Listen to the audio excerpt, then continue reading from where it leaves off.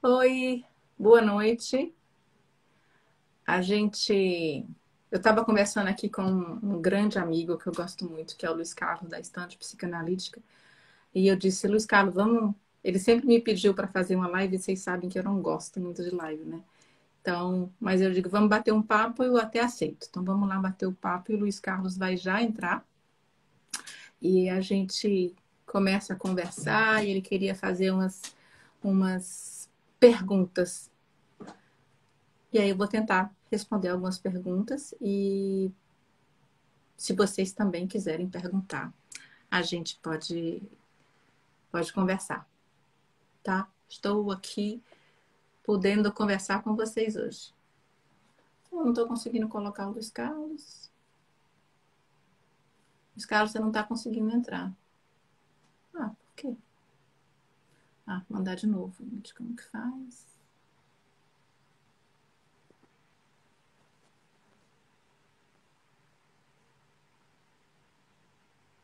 Pronto, eu já estou mandando a pergunta de novo, o convite. O convite foi.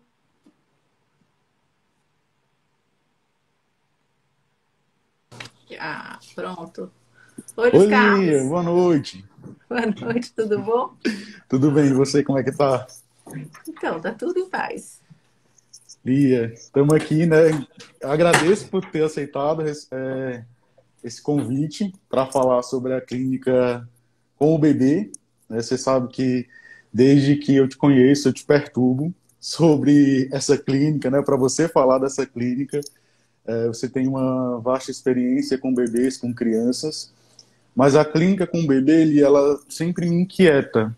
Ao ler sobre a clínica com o bebê, eu fico pensando como é esse fazer? Como que um analista de bebês ele pode se preparar, ele pode...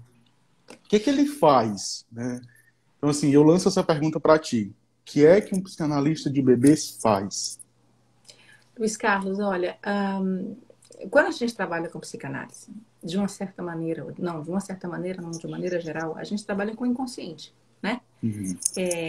Nessa, acreditando que o inconsciente existe, assim, e o consciente fala com a gente o dia inteiro, né? Quando a gente fica doente, quando a gente esquece alguma coisa, quando a gente faz um ato falho. Mas acreditar no trabalho da clínica com a psicanálise com bebês é realmente uma clínica mais específica. Mas a gente vai ver, a gente estava agora no grupo de estudos, que é o que é da clínica funcional do bebê, e a gente vendo o que acontece quando a gente vê um bebê. E aí, assim, tem aquela questão da doutor, né? Que você conhece bem mais do que eu, a aposta do sujeito. Quando eu estava ainda na faculdade, aí no Brasil, eu fazia um grupo de estudo, um seminário, com uma psicanalista que eu gosto muito, que é a Sandra Pedreira, e ela chamava o sujeito, né, as crianças, de o sujeitinho de calças curtas, né, o bebê. Uhum.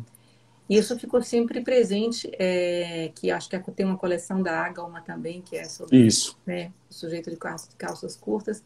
E o que tem nisso, né? Sempre na psicanálise é a questão da aposta no sujeito, que a doutora falava isso, né? Você tem que Uhum. acreditar naquilo que a criança diz. Para você acreditar naquilo que a criança diz, você tem que partir do princípio de que ela existe, Uhum.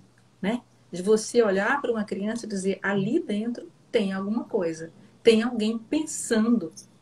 E aquilo que ele está pensando está dizendo alguma coisa. E a gente vai ter, enquanto que analista, né, acatar essa resposta. Que não pode ser, essa fala do bebê pode ser choro, pode ser distúrbio do sono, pode ser problemas de alimentação, pode ser um eczema na pele, né? Então tem várias coisas que vêm, que emanam do bebê.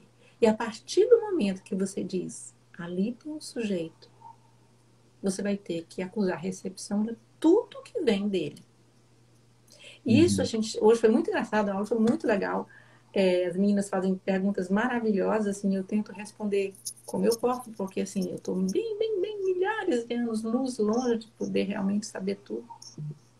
Mas eu acho que a questão com o bebê, essa aposta que a gente faz, ela é, precisa de algumas, como eu diria assim, de umas bases teóricas, de você ter estudado algumas coisas para realmente saber de que ela é feita. Você tem que saber Uhum. o que é transparência. Você não precisa saber entender completamente, por exemplo, o esquema do Boas, do Lacan, mas você tem que ter lido para você saber, como o exemplo que a gente deu hoje, por exemplo, quando uma mãe chega e que um bebê já está recusando muito o olhar, que já está recusando o encontro, ela começa eu sempre faço um cálculo assim, uma mãe toma conta de um bebê, dá 2 banhos por dia, dá cinco mamadas ou seis mamadeiras, 8 trocas de fralda, eu vou mudar uma média de 5. 5 Uhum. interações com o bebê por dia. E nessas 5 interações o bebê não olha. O bebê chora, ele rejeita ficar nos braços. Ou seja, você leva um tapinha na cara 5 vezes por dia da pessoa mais importante naquele momento na sua vida, que é o seu bebê, que é a sua produção, e ele não está nem aí para você. Então você faz tudo e leva 5 tapas na cara por dia. Por semana, dá 35. Multiplica por Uhum. 4. Depois multiplica por 12. Então, com esse passar do tempo, quando a criança chega já com o início de um risco de autismo muito alto, com 1 ano e meio, você multiplica 12 mais 6, 5 tapas por dia. Então, se a pessoa que faz a função paterna desse bebê chega com 1 ano e meio, ela já está tão machucada, mas tão machucada. E aí você tem que levar isso em consideração, né? Então você sabe que para aquela mãe você vai ter que reconstruir, você vai ter que colocar para funcionar de novo o circuito pulsional que simplesmente não está funcionando porque o bebê está dando uma recusa.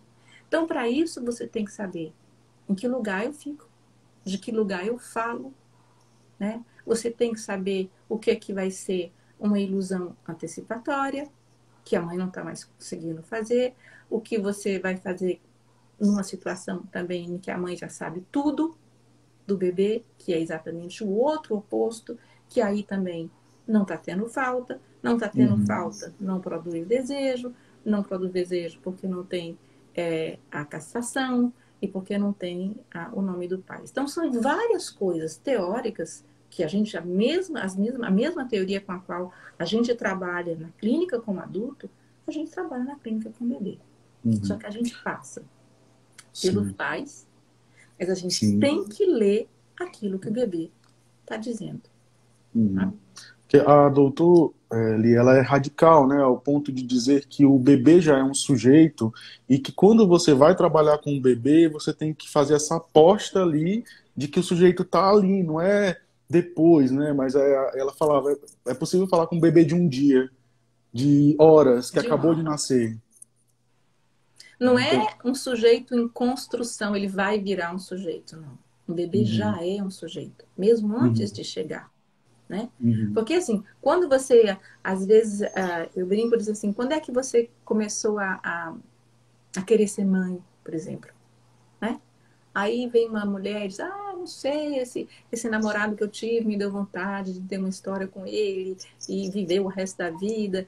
Eu acho que eu quis ser mãe ali. Eu digo, não. Você quis ser uhum, mãe quando teve uma mãe que cuidou de você e que você começou a brincar com suas bonequinhas. uhum, Começou ali.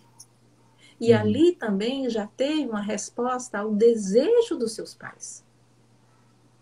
uhum, Então, isso tudo vai se misturar, tipo assim, fazer um molho com as suas vivências, com as suas histórias, que vão ser. Que o Freud dizia que a relação mãe-bebê, né, e não quer dizer a mãe-mulher, né, a pessoa que ocupa a função materna, vai ser como é que se diz, o arcabouço de tudo que vai acontecer no resto da sua vida, que são as primeiras interações. uhum, Então, essa clínica de aposta não é de um sujeito que vai existir, mas um sujeito que já existe. uhum. Mas E é essa uma coisa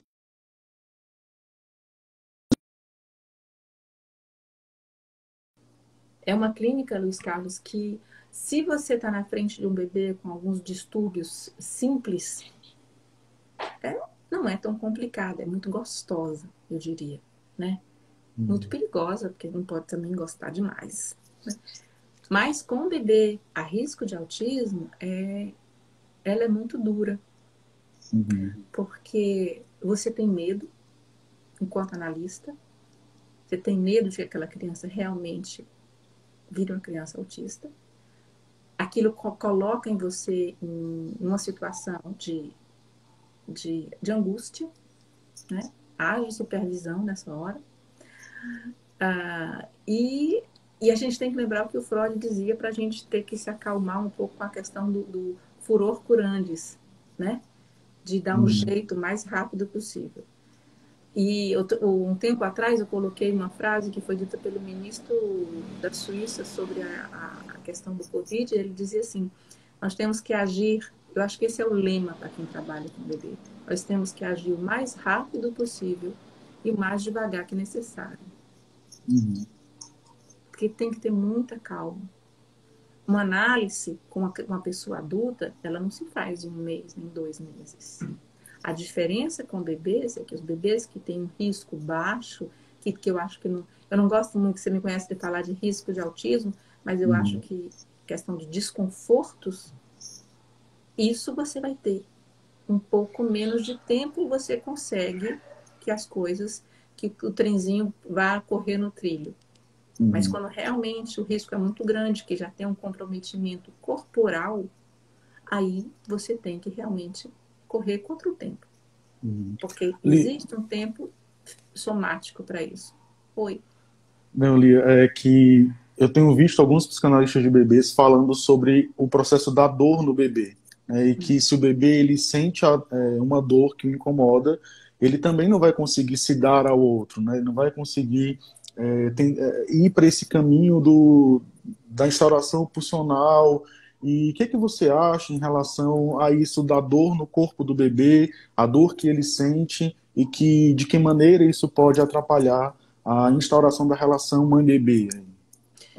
Então, Luiz Carlos, a gente nasce com um organismo e aos poucos a gente vai tendo um corpo. O corpo é feito na relação, Uhum. certo? Só que o organismo está ali.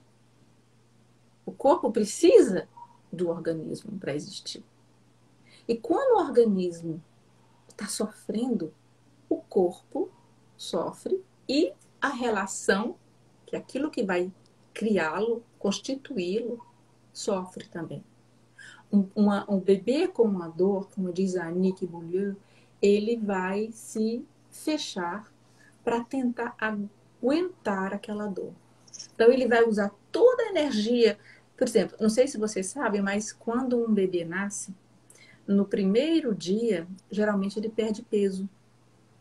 Uhum. É tanto que um dos sinais que o bebê pode sair do hospital é quando ele começa a ganhar peso. Ele perde peso porque ele tem que esquentar o corpinho dele. Ele estava no calorzinho. Saiu, é muito frio para ele. Então ele gasta a energia dele para esquentar o próprio corpo.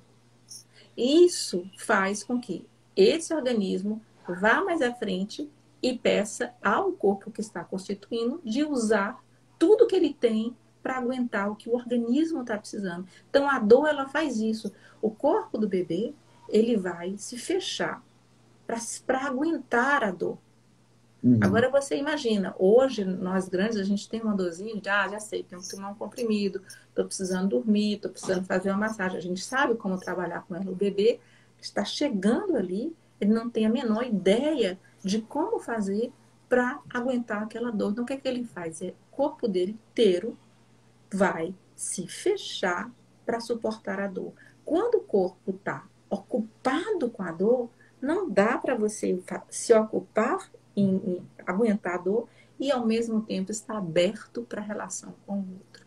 Uhum. Então, a dor do bebê faz o retraimento emocional ficar ainda mais forte. E Uhum. aí o que acontece? É uma, é uma espécie de como é que eu diria? de uma coisa que gira,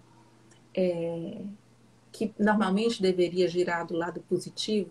O bebê olha, querendo ter um relacionamento, a mãe olha de volta, e aí ele se nutre e vai já olha para ela de novo. E aí, assim, a rodinha vai, né, crescendo Uhum. positivamente.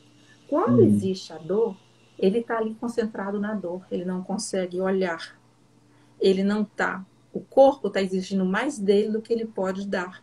E aí ele não olha. Aí a mãe chama e ele está lá, fechadinho com a dor. Quando a dor melhora, que ele pode abrir e procurar se relacionar, né? Porque o bebê tem sede do outro. Nós temos sede do outro, a gente se constitui com o outro. A mãe já cansou de esperar. Aí ela está assim, tentando pensar, meu Deus, o que, é que eu vou fazer para esse bebê olhar para mim? Na hora que ele está olhando, aí ele olha, não vê nada. Uhum. E aí ele se fecha, porque ele precisa, ele se nutre disso. E aí a mãe, bom, acorda, eu vou atrás dele de novo, eu vou conseguir. Ela olha e ele já está cansado. Então, essa espiral, pronto, eu achava o nome, essa espiral que era para ser positiva vai ficando negativa, vai piorando cada vez mais. Então, a dor pode ter milhares de razões, né? Pode ser uma dor no torcicolo, pode ser a dor do nascimento, porque foi usado fórceps. Então, tem várias histórias. Por exemplo, mães que têm abertura do colo, que ficam muito tempo deitadas, né? Que aí os movimentos gerais dentro da barriga já são mais pobres. Então, existem várias razões. Existe também a dor psíquica, né? Quando a gente, por exemplo, Uhum. está na frente de um bebê, está na frente de uma mãe com depressão. Uhum.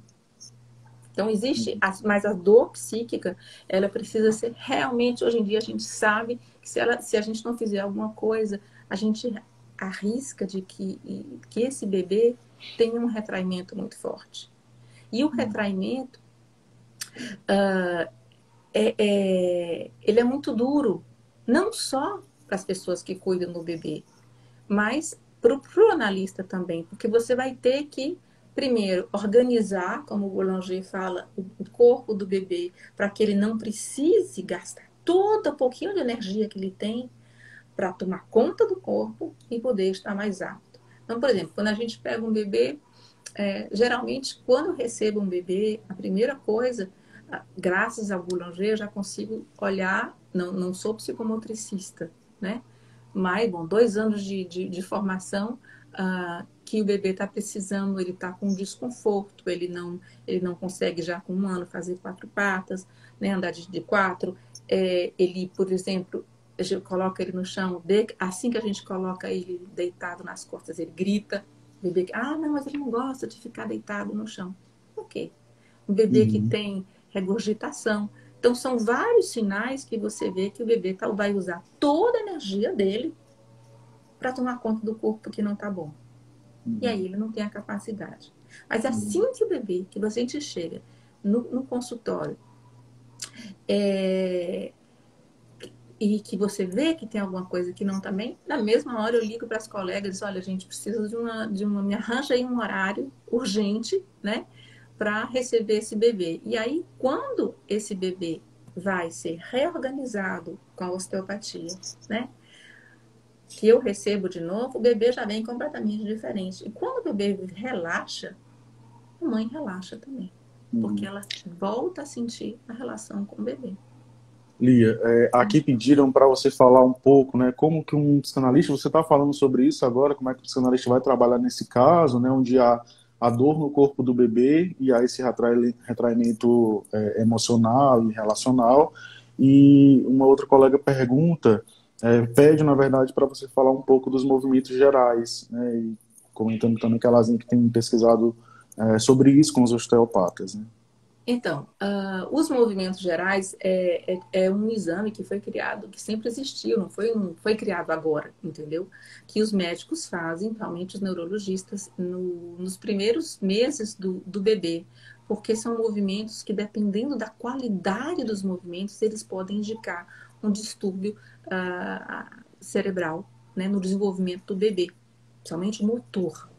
E o que a gente vê quando a gente observa os movimentos gerais? Assim, gente, primeiro que dá muito trabalho para você aprender. O que é que eu faço? Eu peço os pais para fazerem os vídeos, né?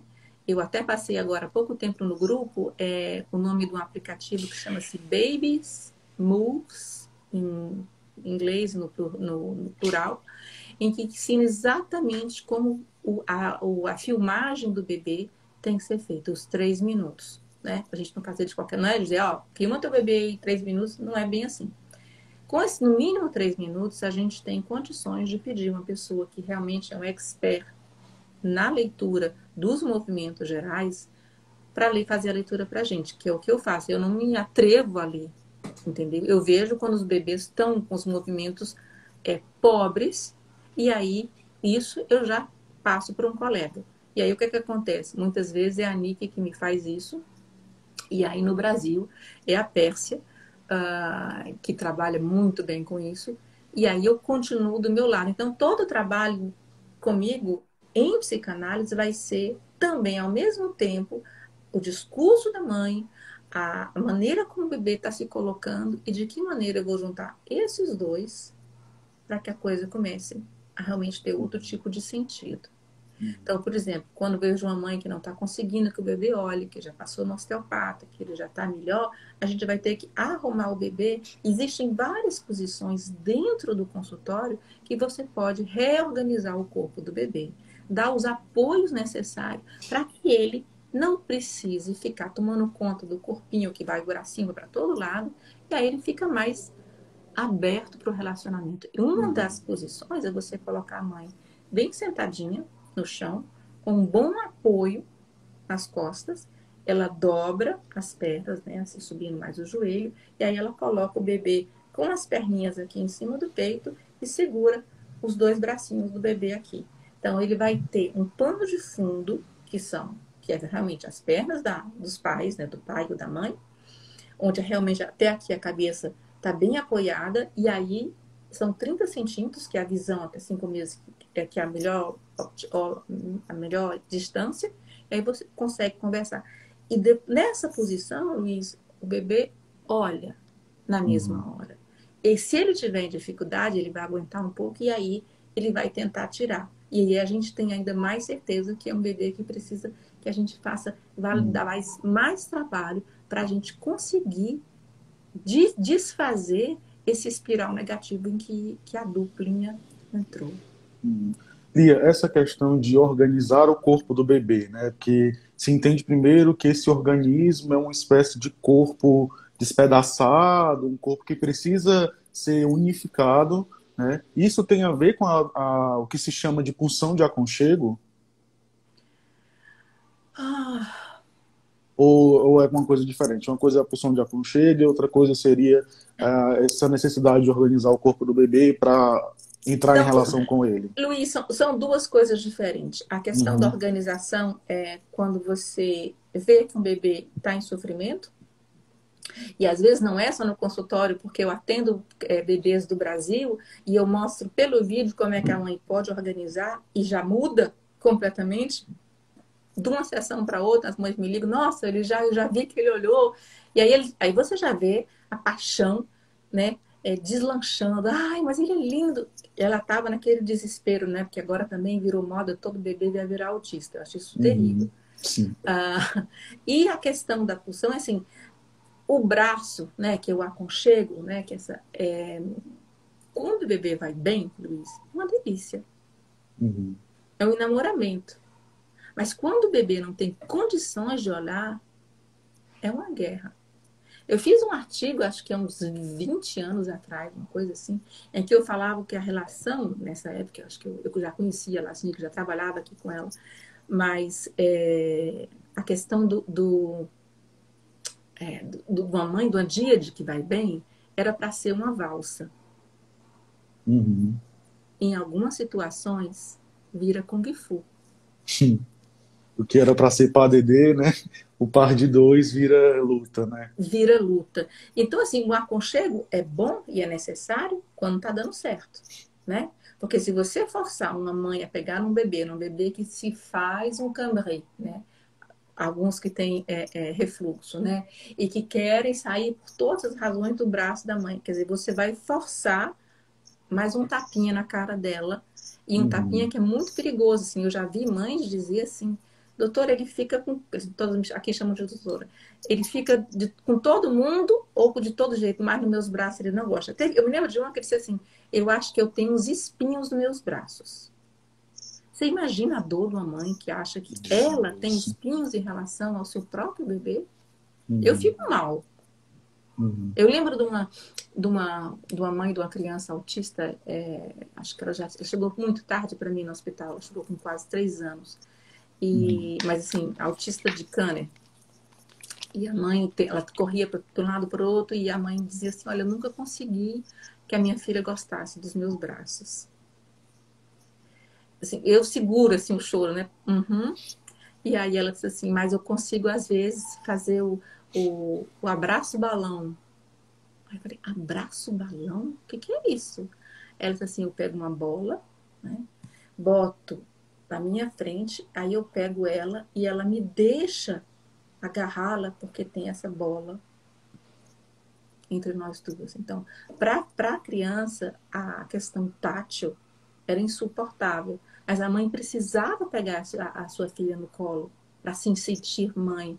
E aí ela, com essa bola, ela conseguia.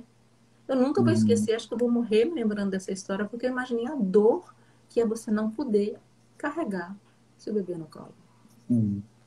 Você está falando ali de um tapinha, né? Que às vezes é um tapão, na verdade, que a mãe, o pai recebem, e eles ficam fazendo esse investimento sobre a criança, às vezes superestimulando a criança para tentar captar um sorriso, um olhar. Eu fiquei pensando assim, será que um desses tapinhas não seria quando o analista ou a analista consegue captar o olhar do bebê e a mãe não consegue? Olha, isso é uma questão muito importante, Luiz, que você perguntou, porque é toda questão do manejo da transferência, Uhum, né? A gente estava falando também essa questão, quando o bebê não olha para a mãe, o que é que uhum, você vai ter que fazer? Aquele bebê não existe ainda para essa mãe, porque ela já levou tapa demais, ela já chegou e dizendo, olha, ele faz barulhinho, mas eu não entendo nada do que ele fala, né? uhum, Como é que você vai conseguir fazer com que esse olhar da mãe, que não encontra com o olhar do bebê, e o olhar, o pensamento que ela tem nesse olhar que não se encontra, ele é negativo, certo? Como é que você vai transformar o negativo numa coisa positiva? Você vai ter que você instaurar um pouquinho, não pode fazer com que o bebê olhe para você demais, porque você vai entrar em concorrência com a mãe, né? uhum, Mas do que você consegue um pouquinho de mudança, que você consegue que o circuito pulsional comece a funcionar de novo, você já põe a mãe no meio e você sai. Porque uhum, senão o que você vai conseguir é simplesmente piorar a situação, porque a mãe vai se sentir mais excluída. Bom, eu sempre soube que ele olhava para todo mundo menos para mim. E aí ela é mais uma pessoa para quem ele olha e não olha para uhum, mim. Então, uhum, essa questão do manejo é uma coisa acho que é crucial, como uhum. em toda análise, o manejo da transferência. E com bebês é muito delicado, porque é muito fino. No momento em que você tem que fazer, como eu estava falando, atenção conjunta, de que você fala com o bebê, puxa a história do bebê, você dirige o diálogo do bebê em direção à mãe e faz que a mãe possa então ouvir o seu bebê pela sua voz, para você Uhum, poder sair e deixar a relação da dia de acontecer. uhum. E para alguns bebês vai ser necessário fazer o que a Lazinha chama de reanimação psíquica, né? E para, acho que algumas mães, o analista vai ter que renacizar essas mães que já estão tão feridas frente a todo esse investimento que ela está fazendo sobre o bebê. E acho que uma coisa importante que você tá falando é que há algo no bebê também, né? Que não captura essa mãe, né? E do qual não é que ela olhe para esse bebê e não goste do bebê. Não, ela fez muitas tentativas. E das tentativas que ela fez, ela recebeu tapas na cara. É como uma paquera. Paquera é reciprocidade. Né? É uma pessoa que olha, outra que olha, aqueles olhares que se encontram. Mas se só há um investimento de uma parte e a outra não olha, um dos dois aí vai desistir, né? E geralmente quando, né, só que assim, quando é paquera, né, a gente, um desiste, mas a gente sobrevive, né, Luiz Carlos? Sim, Né? sim, Não dá sim. para morrer Não é de amor tão, grande, né? não é Mas tão primordial assim, né? Uhum, no início da sua constituição, complica. uhum, Se tem principalmente o outro, né, a gente chamou com um grande outro, com O maiúsculo, que não pode ficar nessa situação de desistir. Se a mãe desiste, você não pode desistir enquanto analista. uhum, Porque vai ser com você, ela vai precisar se apoiar em você para conseguir reinvestir o bebê. Porque se o bebê também não está conseguindo chamar essa mãe para o papel, porque assim, não é mãe quem pare. A uhum. mãe se constrói, a mãe é uma coisa que se constrói. A maternidade não nasce na hora que você faz. Ela se constrói nas 15 fraldas trocadas, nos 3 banhos por dia, na mamadeira esquentada, depois fazer purê de cenoura.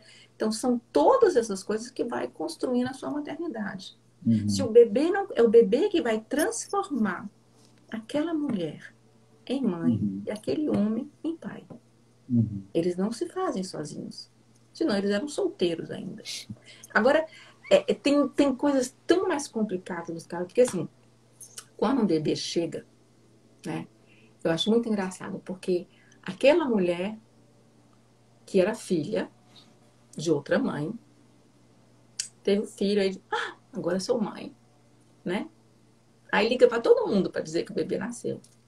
E aquela mãe dela, que tinha ido dormir, mãe, acorda avó. Não fez uhum. nada, acorda avó, né? Ou seja, quando o bebê chega, ele desorganiza toda a árvore genealógica. Todo Uhum. mundo vai ter que mudar de lugar e achar o seu lugar de volta. O primogênito já não é mais, né? Já não é Ah, mais filho único, né? e aí a questão, né? Por que é que mexe tanto com as mulheres, né? Porque você sai momentaneamente, às vezes, do lugar de filha para fazer um papel que você não conhece. Você passou sua vida sendo filha. E de Uhum. repente você tem que começar a interpretar um papel que você não fez curso para isso, você não tem experiência com isso. Então você faz o quê? Você faz com o que você aprendeu, o que você viveu. Isso que você viveu, da maneira como você viveu e como você significou cada coisa que acontecer na sua vida, vai ser aquela maneira que você vai cuidar do seu bebê. Com todos Uhum. os medos, com todas as incertezas, ou com todos os amores ou falta de amores, vai ser aquilo ali, é o que você tem. E o bebê vai ter que se dar conta de que ele vai ter que conviver e vai crescer, por enquanto, com aquilo ali. Uhum. Assim, nossa, outro dia eu fiz um vídeo falando um pouco do meu percurso, ter vindo do Brasil para cá, trabalhar, estudar. E eu falei assim, nossa, eu gostaria de ter feito a mesma coisa, o mesmo percurso, mas falando de cada bebê que eu encontrei esses anos todos, né? De um Deixa eu lembrar aqui, eu estava pensando de um primeiro bebê quando eu trabalhei numa creche Montessori. Assim, das primeiras vezes que eu vi os criancinhas de 1 ano e 8 meses, 1 ano e 9 meses, caminhando assim na creche, os francesinhos, né? Eu achava a coisa mais linda. Uhum. Hoje eu sei que não são os diabinhos, né? Mas, e tirando a fralda, sozinho. Eu falei, gente, ele vai tirar a fralda sozinho. Porque a Montessori é assim, né? O nome da creche era Me Ajude a Fazer Sozinho. Então, Uhum. assim, é a questão da independência, né? E tinha um realmente que tinha muita dificuldade, e eu ficava querendo ir ajudar, e a diretora dizia: não, para você conseguir que a criança cresça, você tem que segurar a sua criança. Você tem que agir como adulto e adulto e acreditar. Olha, ela não era bacaniana. Uhum. Adulto e acreditar que aquela criança vai conseguir. Então, às vezes, no intuito de querer ajudar demais, você não deixa a criança crescer. Uhum. E depois teve outra. Teve uma noutra creche que eu trabalhei, que é um modelo de creche muito interessante, que ele é feito com assistentes, assistentes familiares, que a gente chama no Brasil, né? Que elas Uhum. tomam conta do bebê durante o dia, na casa delas, e de noite a mãe vem buscar. Né? Uhum. Só que essa creche foi feita num formato bem diferente para mães em dificuldades. Então, assim, se a mãe tivesse bebido demais, né, brigado com o marido, ou às vezes mãe que é caixa, que termina às 10 horas da noite, não tem creche que fecha às 10 horas da noite. Então, Uhum. essas crianças tinham a possibilidade de dormir na casa dessas assistentes familiares 3 vezes por semana. Mas eu só me dei conta da importância que é essa prevenção, que os modos de guarda, né, as creches, tem vários tipos aqui na França, vão realmente ter na prevenção das dificuldades da relação mãe-bebê, porque elas se adaptam à capacidade materna. É o Uhum. que a gente faz no consultório, as instituições precisariam fazer para realmente dar o suporte que as crianças precisam. Uhum. Né? Depois disso, eu fui trabalhar para o Serviço de Proteção da Infância francês. E era um abrigo. E aí eu vi a quantidade de mães que os bebês estavam lá, que eram só bebês de 0 a 3, que não precisavam ter lá, se esse tipo de prevenção tivesse feito. São mães que perderam as crianças que foram né, para a tutela do Estado, porque não foram ajudadas o suficiente. E aí eu lembrei de uma, eu estava conversando com um amigo, uma bebê também que eu nunca vou esquecer. A mãe era viciada em drogas. E durante a gravidez, ela tinha tomado, usado tudo que você pode imaginar. Uhum. Me diga aí o nome de uma droga que ela tinha usado. Uhum. Cocaína, heroína, crack, cola, metadona, tudo. Uhum. Ela já tinha tido uns 4 filhos que tinham ido para o abrigo. E aí ela estava com um cara diferente, novinho também, drogado como ela. Viviam na rua drogados. E aí ela vinha visitar, porque mesmo que eles sejam drogados, eles têm os direitos parentais que não perdem. E Uhum. aí ela vinha, e quando ela chegava, que eu ia fazer a visita mediatizada, né, com os pais, o bebê gritava, chorava, mas assim, era um desespero que ela tremia. Eu disse, meu Deus, eu com o bebê no braço, eu disse, como é que eu vou fazer para dar para essa mãe? A bebezinha de 4 meses, mas Luiz, ela dava gritos que todo o abrigo ficava ouvindo. Aí eu disse, olha, não vai dar, eu tenho que levar ela de volta. E aí eu levava, tentava de novo. Aí as meninas disseram, Lia, pelo amor de Deus, ela volta desses encontros acabada de cansaço. Eu disse, meu Deus, o que é que eu vou fazer? Porque essa mãe tem que ver esse bebê. Eu achava super importante, todo bebê tem que ver a mãe, hoje eu sei que nem é assim. E aí eu não tinha nenhuma noção de boulanger na época. Aí eu disse assim, eu já sei o que, eu vou dizer para essa mãe.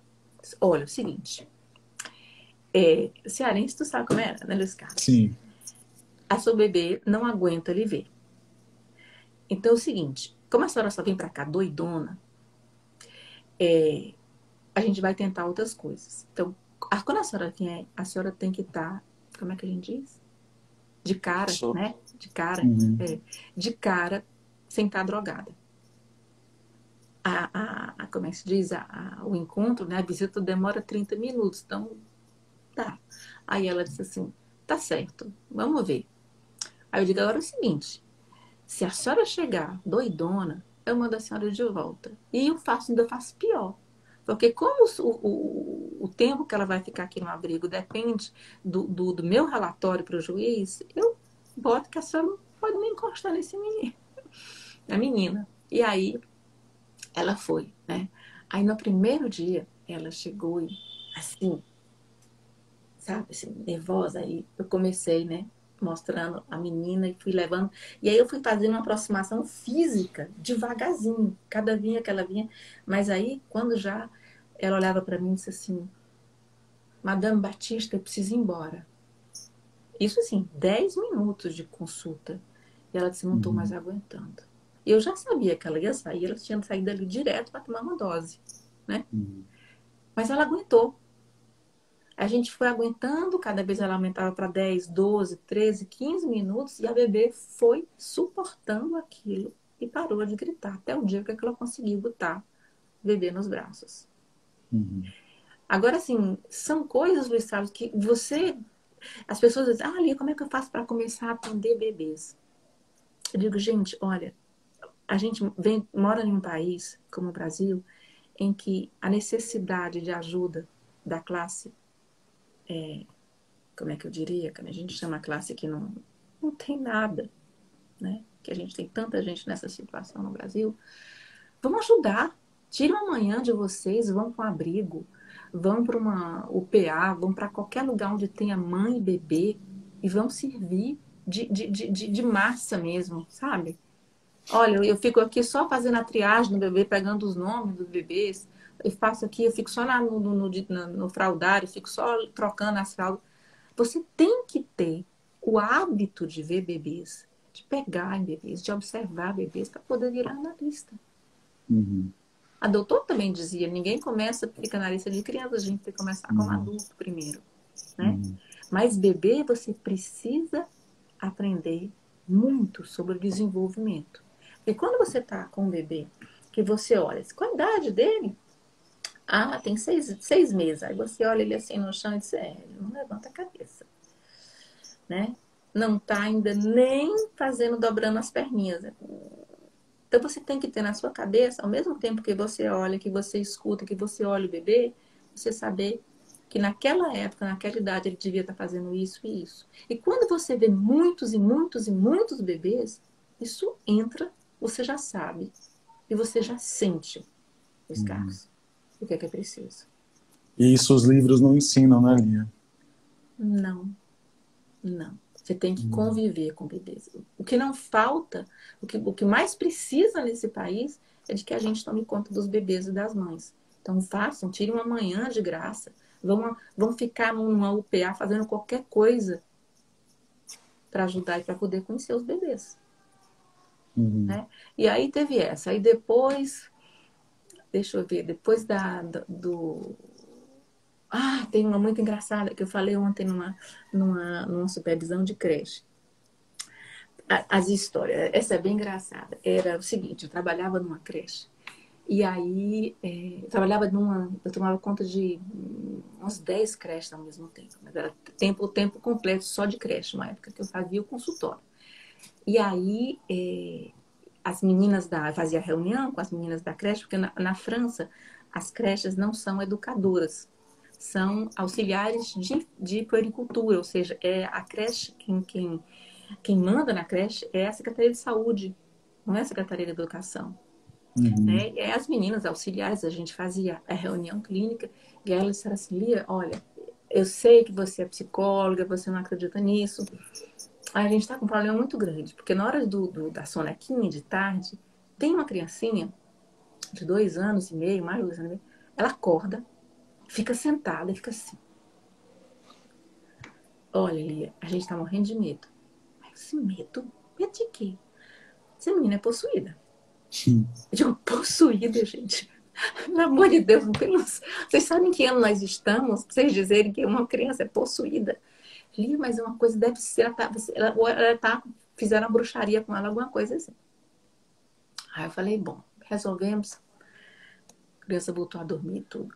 Uns 2 anos depois eu recebo um telefonema e era uma mulher que disse, olha, minha filha esteve na creche, não sei o que mais tal, e a diretora, liguei para ela se ela conhecia alguma psicóloga, e ela me indicou você. E ela veio para uma análise. E aí, Luiz Carlos, o que é que eu encontro? Era a mãe dessa menina. E a mãe dessa menina foi criada por umas tias, que a mãe tinha desaparecido. E as tias eram tipo meio hippies. Uma vez por semana, elas iam para a floresta reivindicar como é que se diz? Os astros, os espíritos que descem só para as mulheres que trabalham, que querem revisitar o feminino. Eu não entendo muito dessa parte aí, não. Que é o que a gente chamava antigamente de bruxaria. Como é que uma história vai sair numa criança dessa? A história tinha chegado para mim que a criança estava, né, possuída. Nessas horas eu só lembro da doutor, porque assim, é tão evidente que a gente não acredita que possa acontecer de uma maneira tão fácil de você ser vista. Mas Uhum. como o Freud dizia, e o Lacan voltou a falar nisso, na questão do après-coup, a gente só sabe depois que acontece. Por isso que é tão difícil falar em prevenção. Se você trabalha com prevenção em psicanálise, a psicanálise é o après-coup, depois. Uhum. Aí você vai ter que chegar no antes, o antes ainda não se constituiu. Como é que faz isso? Uhum. A clínica do bebê é uma clínica que questiona a psicanálise. E, ao mesmo tempo, precisa muito da psicanálise para poder fazer isso, poder trabalhar com bebês. Uhum. Teve outro também, já mais uns anos mais na frente. Nossa, eu vou lembrando de um, vai passando o outro, umas histórias. Eu acho que eu já te contei algumas histórias, né, Luiz Carlos, nossas Sim, sim. conversas. Mas tem uns que... Tem umas crianças que dão uma surra na gente, Uhum. sabe? Que diz assim, onde é que você... De que local você está me olhando? Uhum. Você está me olhando para me achar uma patologia? Ou você está me olhando nessa aposta de que você realmente quer saber o que eu quero te dizer? O que eu tenho para dizer? Uhum. Porque eu acho que, assim, a clínica da criança autista, eu acho uma clínica muito rica. É uma clínica que, assim, se você vê, a Asnick começou com autista, a Graziella também, né? O Pierre de Lyon. Quem trabalha hoje com bebês passou pelo autismo, porque, assim, o autismo, ele mostra, a criança autista mostra o desenvolvimento da criança banal, normal, pode dizer assim, não gosto muito desse termo, mas devagarzinho. É tanto que no atendimento com uma criança autista, cada vez que tem uma mudançazinha, gente, é uma alegria. Sim, eu tenho crianças autistas que chegavam e falavam você não entende nada, né?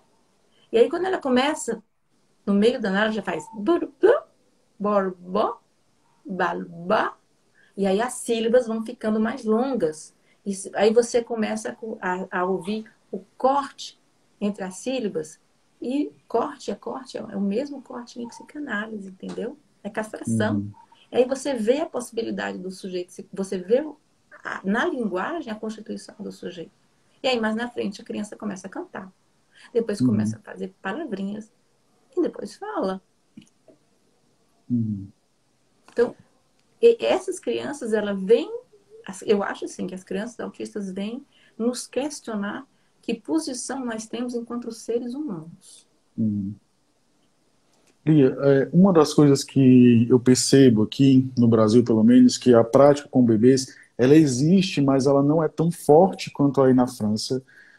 A coisa que a doutor traz de inaugural e que vocês acabam fazendo isso, mesmo não se aproximando da doutor, que é a coisa de falar com bebês e colocar mesmo ele naquele lugar de quem pode responder, onde muitas vezes o corpo do bebê vai ser uma espécie de palco, onde tudo vai sendo é, colocado, transportado, dito, né, já que ele não tem a palavra naquele momento para dizer.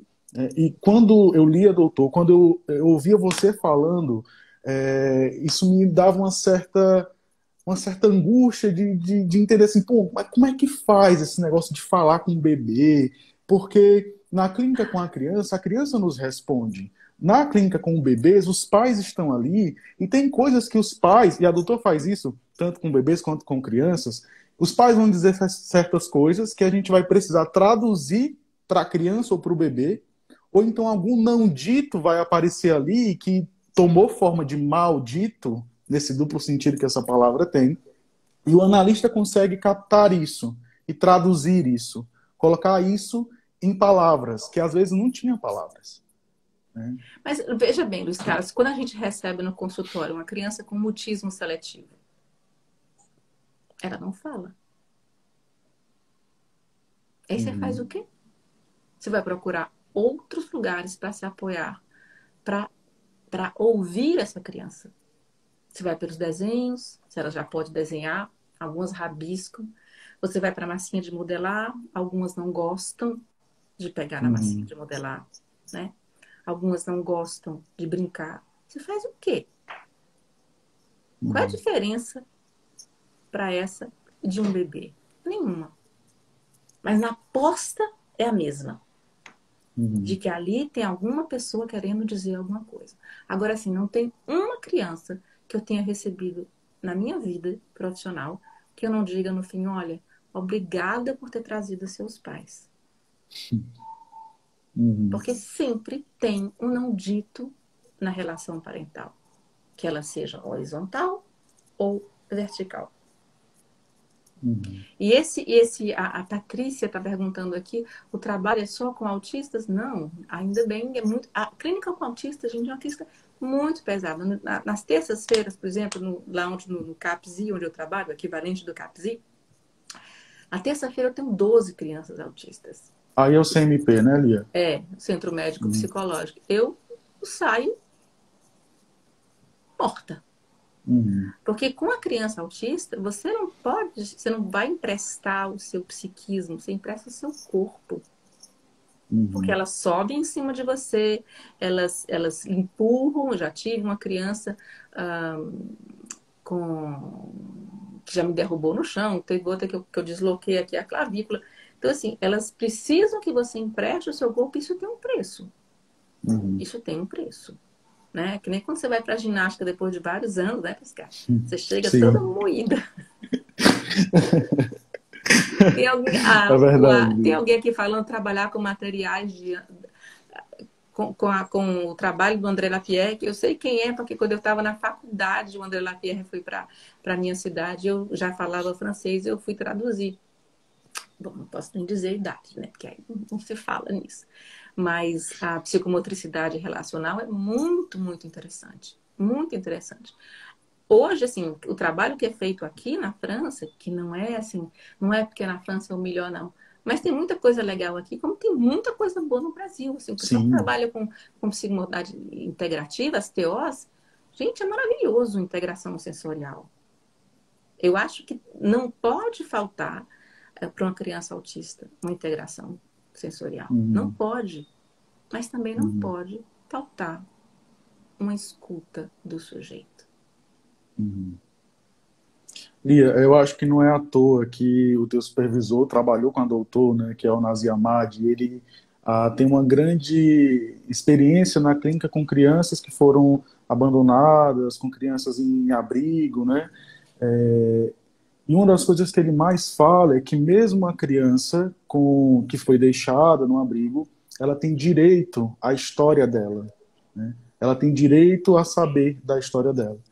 E que aí é onde eu entro nessa coisa do falar com o bebê, porque você uma vez falou, Lia, de uma criança que eu acho que você foi atender no hospital, foi escutar essa criança no hospital, e você ficou muito preocupado com essa criança, e aí passa uma noite e acontece algo com a criança. É mais ou menos assim. Vou deixar para tu contar, se você estiver lembrando de que caso é esse, mas Não, que tem a eu ver. acho que tem um vídeo meu lá no É Instagram isso, é isso que eu mesmo, coloco é isso mesmo. essa Se você historinha. puder contar para a gente, Bom, vou fazer resumidinho, né? Se é só vocês sim. ouvirem procurar lá o vídeo. E aí já tá Mas, tarde também, né, Lia? não, já que já são 15 para 1 da manhã, né? Amanhã eu tenho que estar no hospital cedinho. Ahn, esse bebê que era filho de uma mãe que deixou ela no nascimento, só que é tão engraçado, Luiz Carlos, porque assim, o hospital não era muito longe, um pouco longe, mas não muito do abrigo onde eu trabalhava, mas assim, não dá para você ir caminhando, né? E a Uhum. bebê chegou, que vinha desse hospital, e as auxiliares no abrigo diziam assim, tá, mas tem alguma coisa, porque bem um pouco da história do nascimento, você teve problemas, tudo que chega no abrigo. E aí, ah, agora eu perdi, eu fui ler uma coisa e me perdi. E aí chegam, sabe, o telefone sem fio, sempre chega alguma coisa no abrigo e se soube que era uma mãe argeliana, né, e que ela tinha pego na menina, deixado alguma coisa para ela, mas ninguém sabia realmente o que é. O que que acontecia? É, essa, eu não posso ler, porque se eu ler eu me perco. Então, as meninas faziam assim, bom, são 3 meses que a lei francesa dá para os pais voltarem atrás do abandono, né? Do abandono da criança, que foi dada para adoção. E durante esses 3 meses, no final desses 3 meses, a criança vira, eu não sei como é que diz, pupila do Estado. Do Estado, isso. Pupila do Estado. E, então, durante esses 3 meses, as meninas ficam assim, será que a mãe vai voltar? Então, se a gente se apegar e ela voltar, vai levar a menina embora. Mas também, se a gente não se apegar, a gente sabe que o bebê precisa de alguém que se apegue.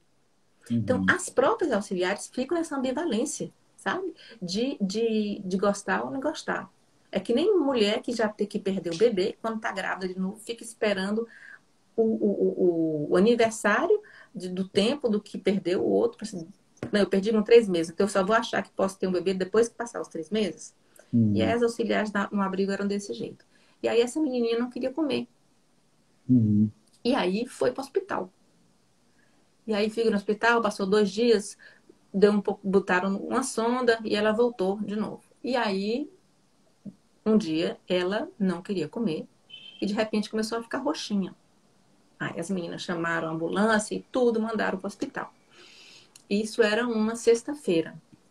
Na sexta-feira eu não trabalhava. E a minha colega, que era uma outra psicóloga, me liga e disse: Lia, é o seguinte, a menininha, a Anaís, foi pro hospital de novo e ela não tá bem.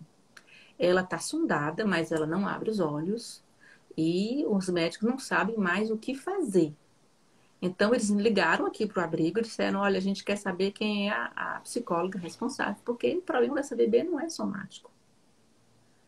Aí eu disse: vale, meu Deus, o que é que eu vou fazer? Aí, sábado, em pleno inverno, saiu. O hospital tinha que pegar acho que um trem, um ônibus, no final do mundo, nevando. Ó, você cearense nevando, já pensou? Lá Uhum. vai eu. Chego lá, pergunto: ô, bom dia, eu sou a psicóloga do abrigo e tudo, queria ver essa bebê. Ela estava num box, dentro de uma incubadora, estava com os fiozinhos a sonda, né, e aquele do oxigênio e tudo, com os olhinhos fechados. E aí eu disse: ah, meu Deus do céu, o que é que eu faço? Eu faço. Vou fazer o quê? Eu já tinha dito para essa bebê que a gente queria que ela vivesse, que eu entendia várias coisas. Todo aquele tralalá de psicanalista do bebê, né? Já tinha dito Sim. nada. Lá estava a menina para morrer lá no hospital. Uhum.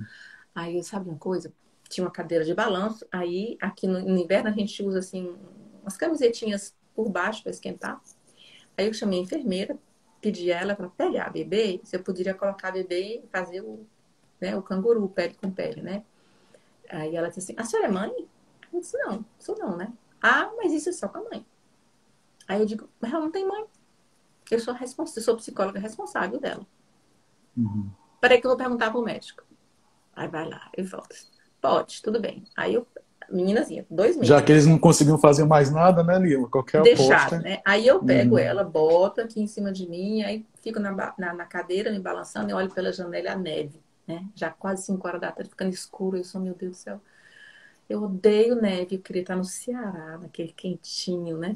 Comendo queijo frito. Sim, que tá quente Esse aqui. final do mundo, que já que eu tô fazendo aqui. E aí eu comecei a cantar uma música para ela, que é uma música do Aznavour. E, assim, tradução direta, e assim, Amenez-moi au pays au bout de la terre, amenez-moi au pays des merveilles, il paraît que la misère est minha. Então, me leve pro final do mundo, me leve pro mundo maravilhoso. Parece que a pobreza é menos dura onde faz calor. Uma coisa assim. Cantei essa música assim na minha cabeça, fui cantando para cantarolei para ela, né? E aí, já estava de quase de noite, coloquei a menininha no berço de novo e fui embora. Domingo de manhã eu ligo de manhã para saber como é que ela estava. Aí a enfermeira disse assim: ah, aquela psicóloga que veio ontem? Eu digo: peraí que o médico responsável quer falar com a senhora. Outra criatura morreu, né? Só Sim. pode. E eu matei. Só pode, né? Uhum. Aí Tirou da haja uma incubadora, fantasma, né? fantasma Uhum. mortífero. E aí o médico disse: olha, é o seguinte, não sei o que a senhora fez ontem, não, mas hoje de manhã ela abriu os olhos e tá comendo. Nós vamos tirar a sonda mais tarde. E se ela pegar peso daqui para amanhã, daqui uns 2 dias, ela volta para o abrigo. Ah, eu fiquei assim, né? Ai, meu Deus, o que foi que eu fiz? E aí eu liguei para a Miriam Seger, que ela estava dirigindo o meu doutorado. Aí eu disse, Miriam, o que diabo foi que eu fiz? A Miriam disse assim, Lia, você disse para ela, né? Isso ela já tinha me dito de outra vez, que eu cheguei para essa bebê e disse, olha, eu queria muito que você ficasse, vai ter uma família que vai adotar você e tudo, mas se você também não tiver afim e você não quiser ficar, não fique. Eu respeito o seu desejo De morrer, de né? morrer. De ir embora, sim, Eu nunca pensei que eu sim. fosse dizer isso na minha vida, mas se você também não quer ficar, eu tenho que respeitar assim, porque nascer de uma mãe que não quis você e tudo, né? E aí ela voltou, né? E ficou a coisa mais fofa do mundo, virou pupila do Estado e foi adotado. E aí Uhum. eu fui conversar com os pais, né, os pais adotivos dela, e contei a história à frente dela.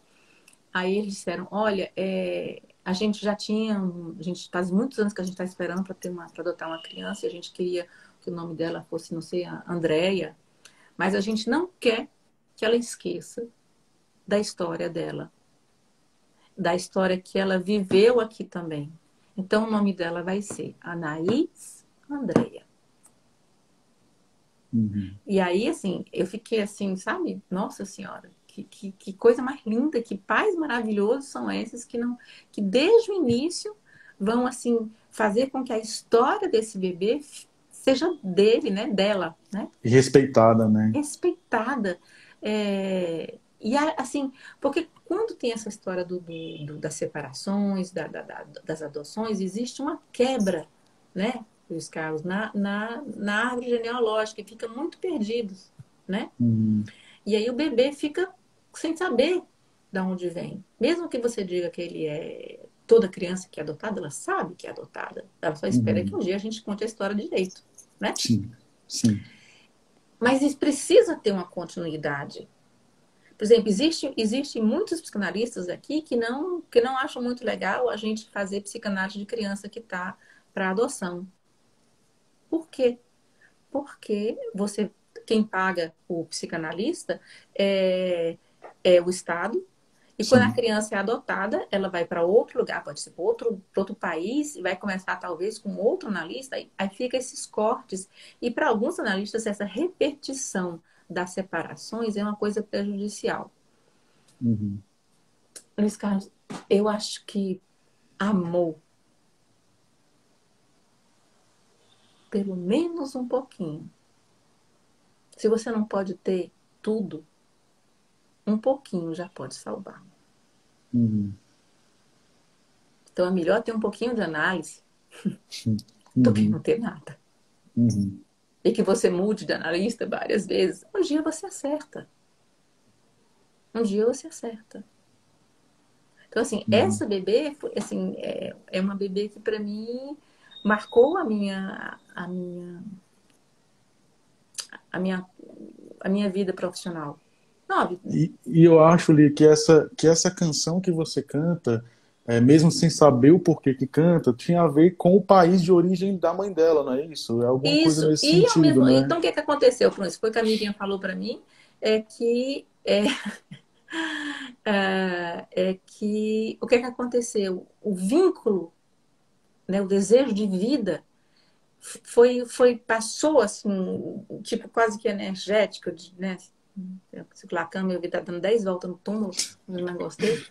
É, porque para mim eu tava com frio e eu queria esse local de onde eu vim, que era o Brasil, que é Uhum. quentinho, né? Somente no Nordeste.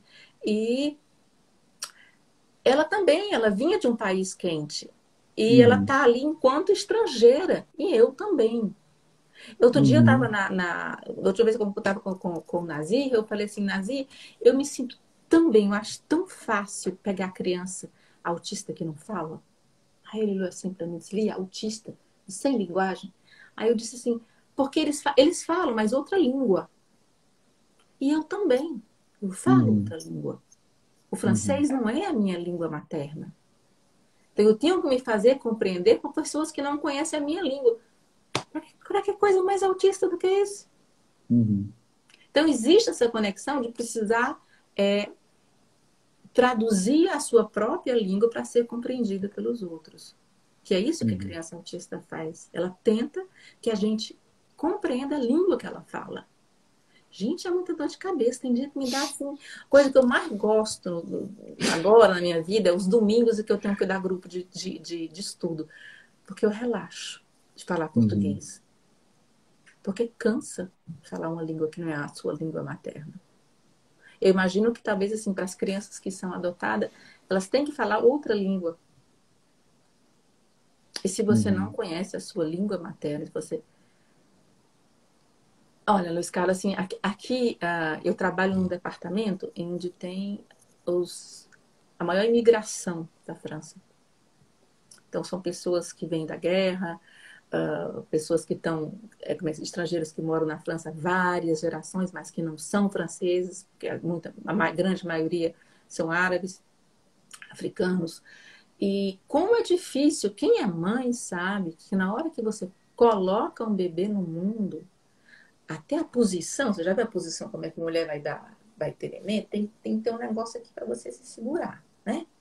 Só que Uhum. isso aqui, eu acho as comparações físicas e psíquicas, você se segura para conseguir botar, expelir outro ser no mundo, Uhum.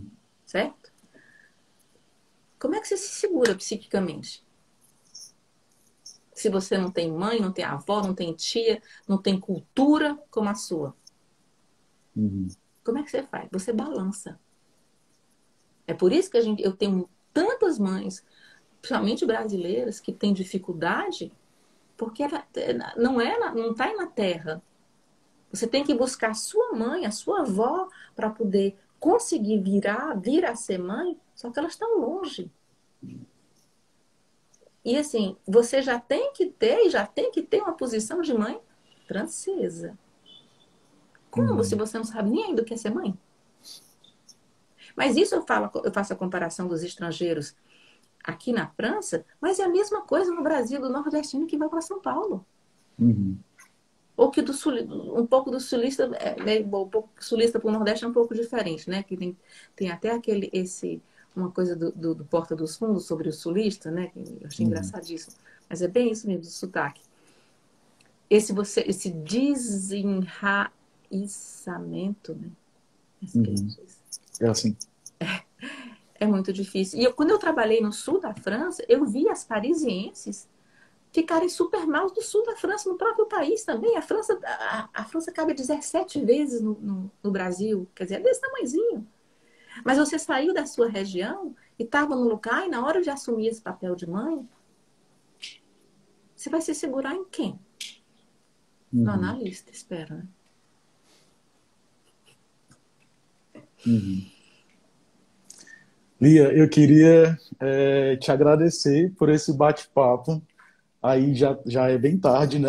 Eu É. sei que você já está cansado e amanhã você vai para o hospital, mas eu queria te agradecer porque é sempre incrível te ouvir. Você sabe quanto que eu admiro o seu trabalho, quanto que me ensina e quanto que me faz ver uma psicanálise viva, né? Quando você fala, me dá mais vontade de fazer, de viver isso, porque você está me falando de uma psicanálise atuante, não uma psicanálise descrita nos livros, o que deu certo. Você muitas vezes fala disso, né? Das coisas, das investidas que às vezes não são como a gente esperava. E quantas vezes você disse para mim, né? Vai para a UPA, vai ver bebê, né? Vai ver as crianças pequenas, porque não é nos livros mesmo que a gente encontra essa psicanálise viva, né? Agora, Luiz Ah, Carlos, tem que, assim, eu tenho um outro aluno que eu gosto muito dele, mas ele é muito preguiçoso.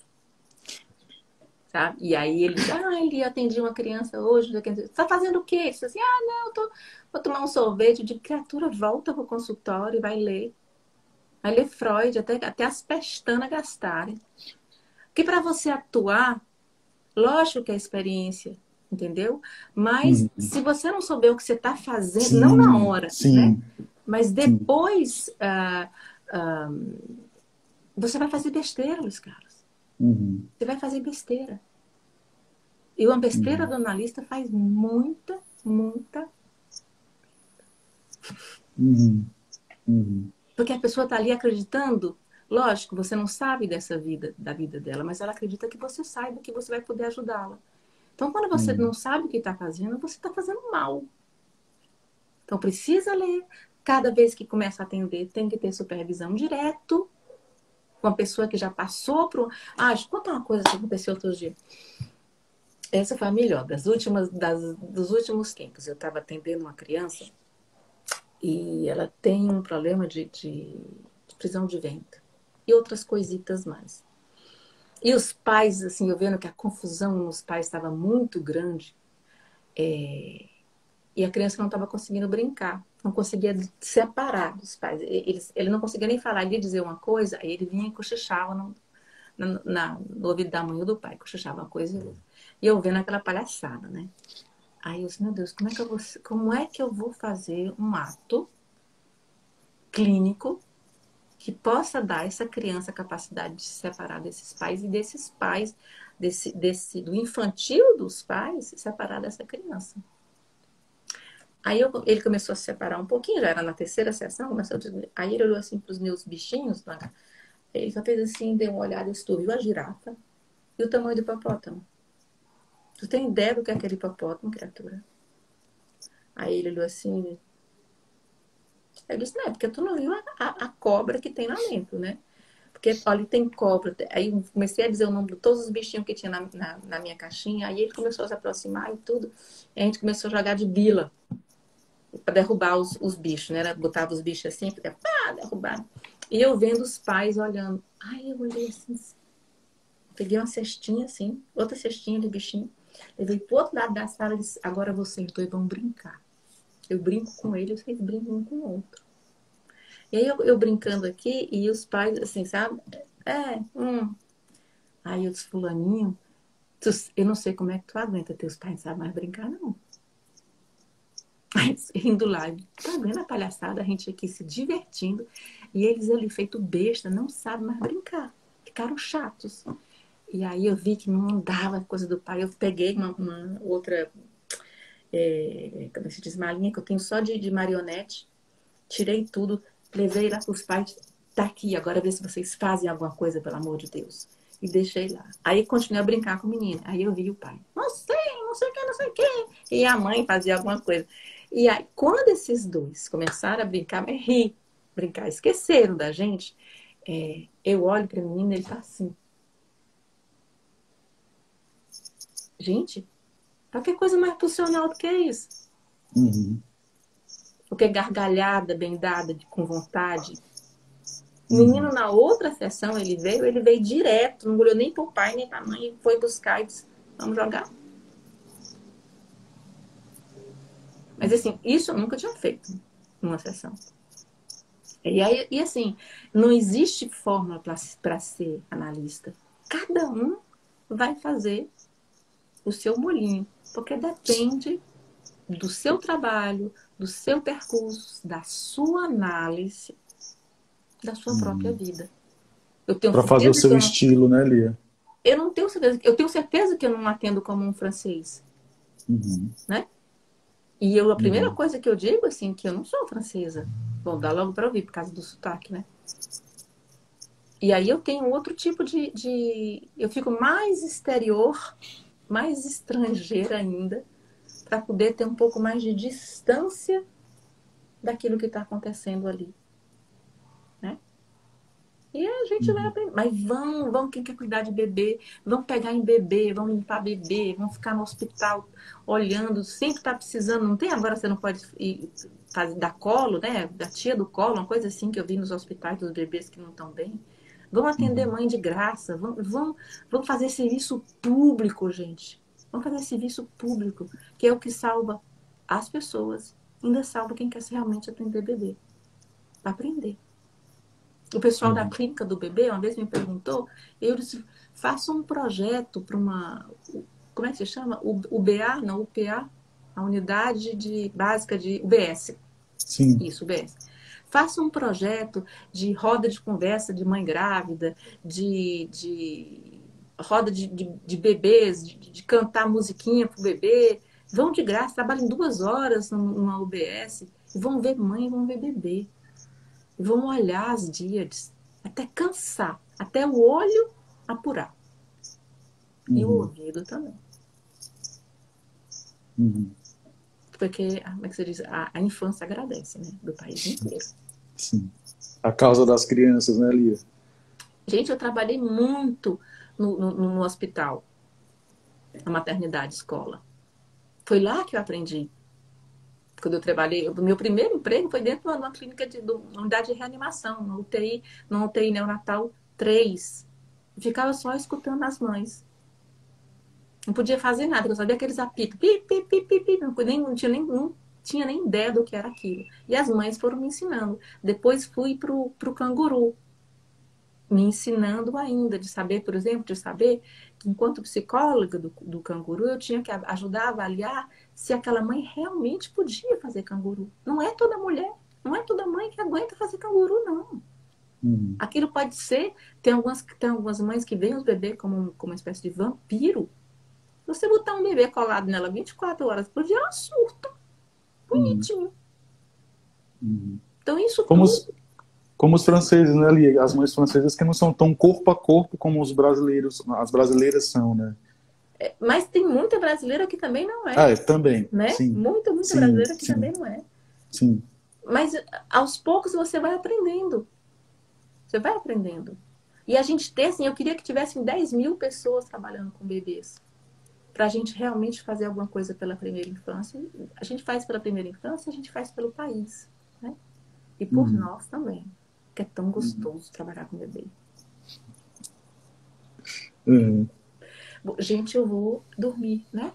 Que amanhã tem que atender bebê bem cedinho. Lia, pois mais uma vez, obrigado. Como eu te disse, né, é sempre incrível te ouvir e ouvir essa prática viva, atuante, nessa psicanálise que passa aí do analista para o bebê, para a mãe, e tudo vai se juntando, né? Fico muito feliz por essa oportunidade que você me deu e deu a todo mundo que passou por aqui, de ouvir, de te ouvir, de ouvir sua prática. A gente só tem mesmo a te agradecer. Boa Imagina, foi um noite, Lia. prazer. Boa Obrigado. noite, Luiz Carlos. Boa noite para todo mundo que esteve aí, que ficou aí me ouvindo. Tchau, Belzinha querida. Um beijo. Tchau, Lia.